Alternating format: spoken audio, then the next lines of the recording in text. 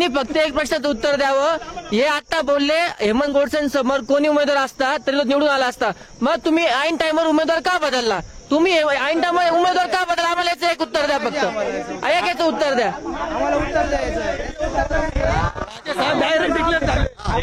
या ठिकाणी माझे लहान भाऊ बोलले का तुम्ही उमेदवार का बदलला.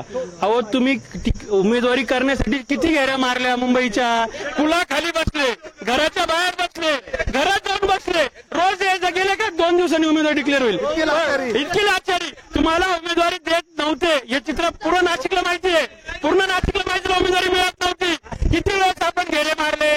आमचा उमेदवार बदलला का बदलला हा वरिष्ठांचा निर्णय.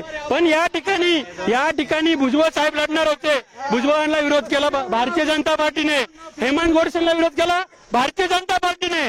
तुम्ही स्वतः मीडियाने सगळ्यांनी बातमी दाखवले. यांचे वरिष्ठ नेते बोलले होते. आज तुम्ही व्हायरल होते. जे एक भारतीय जनता पार्टीचे उमेदवार होते दिनकर पाटील साहेब, त्यांनी काय सांगितलं हेमंत गोडसे हे पडणारच. आणि ते पण एकटेच नाही बोलले, मीडिया समोर बोलले. हे उमेदवार बदलायचं बोलता यांच्या उमेदवाराची शाश्वती काय का ती भारतीय जनता पार्टी यांच्या सोबत आहे याची गॅरंटी यांनी द्यावी.